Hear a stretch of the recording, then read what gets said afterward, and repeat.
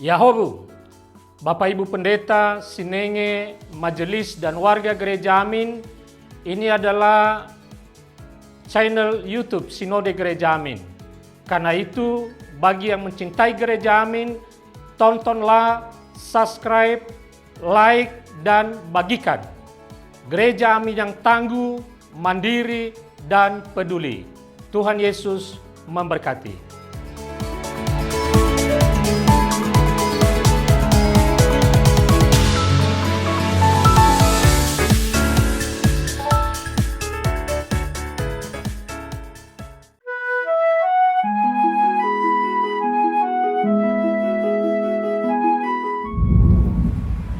Shalom sahabat TKB, kembali lagi berjumpa dengan saya di acara Wasiat Kekal, berupa renungan firman Tuhan yang memandu kehidupan kita. Saya Pendeta Albert Markus Puntadewo yang saat ini melayani di GKI Cikarang. Dan perenungan kita hari ini dengan tema rendah hati awal ketaatan yang didasarkan pada Mazmur 19. Mari kita sebelum merenungkan firman Tuhan, kita bersatu di dalam doa. Tuhan, kami bersyukur atas setiap anugerah juga berkat yang terus Tuhan berikan ke dalam kehidupan kami. Termasuk ketika hari ini kami masih menikmati nafas hidup yang baru yang berasal daripada Tuhan. Yang percaya bahwa kehidupan itu adalah kesempatan yang Tuhan percayakan kepada kami untuk terus bertumbuh dan berbuah. Namun Tuhan, kadangkala dalam kehidupan kami melakukan kesalahan. Kadangkala kami tidak menjalankan panggilan kami. Kadangkala kami tergoda dengan ego kami. Dan oleh karena itu ya Tuhan, biarlah firman Tuhan yang menuntun kami pada hari ini. Sehingga firman itu berbicara kepada kami dan firman itulah yang mengubahkan hati kami Tuhan. Sehingga kami dapat hidup seturut dengan kehendak Tuhan. Tuhan, kami pun menyadari keterbatasan diri kami, sehingga kami perlu tuntunan Roh Kudus dalam memahami, juga memelihara firman Tuhan itu. Biarlah Roh Kudus Tuhan berkarya dalam diri kami, sehingga kami dapat terus membarui diri di dalam firman Tuhan itu. Di dalam nama Kristus Yesus kami berdoa dan bersyukur. Amin.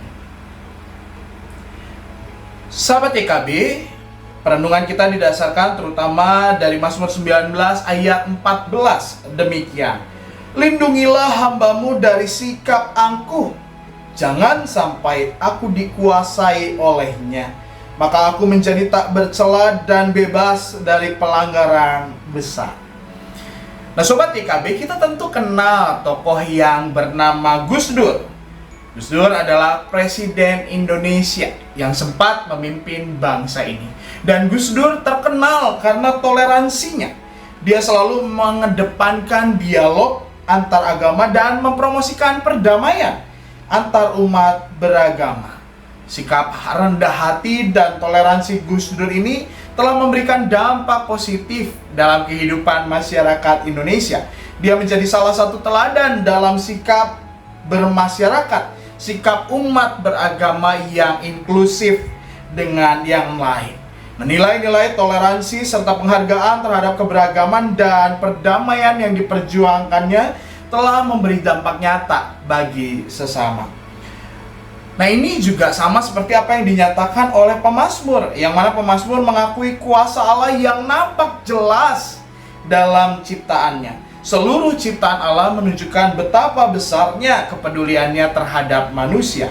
Firman Allah dalam Alkitab menjadi penuntun hidup umatnya agar tidak tersesat. Nah, dalam dasar perenungan kita dalam Mazmur 19 ayat 14, pemazmur memohon kepada Allah agar senantiasa dikuatkan untuk bersikap rendah hati. Pemazmur memohon agar dilindungi dari sikap angkuh dalam kesehariannya agar dia bisa hidup tidak bercela. Pemazmur ingin agar hidupnya selalu dipengaruhi dan dikuasai oleh kuasa Allah, sebab dia yakin bahwa hanya Allah lah yang menjadi sumber kekuatan dan keselamatan bagi dirinya. Nah, seperti spons yang dapat menyerap air, pemikiran dan hati kita juga dapat menyerap berbagai nilai yang ada di sekitar kita. Oleh karena itu, kita perlu berhati-hati. Jangan biarkan keangkuhan itu menguasai diri kita, menguasai hati kita.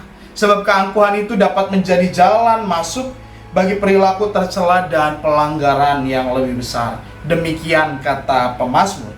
Maka marilah kita selalu terbuka pada kuasa kasih Allah yang sanggup menolong kita dan menyelamatkan hidup kita. Mari kita bersatu dalam doa. Tuhan, ajarlah kami untuk menjauh dari rasa angkuh dalam keseharian kami.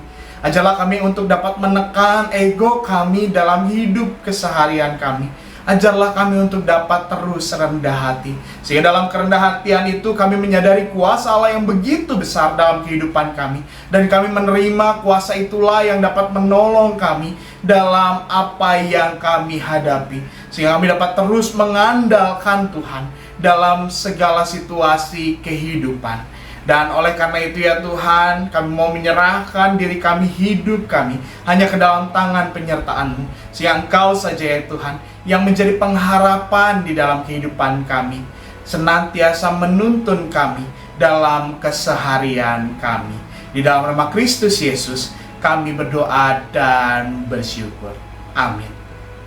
Sobat IKB, demikianlah firman Tuhan yang bersama jadi perenungan kita. Kiranya selalu menguatkan dan menolong kita untuk makin mengenal kehendak Tuhan dalam keseharian kehidupan kita. Jangan lupa subscribe, like, dan bagikan kepada rekan-rekan kita yang lain, sehingga firman Tuhan juga dapat terus menyala dalam hati setiap kita. Tuhan memberkati kita semua.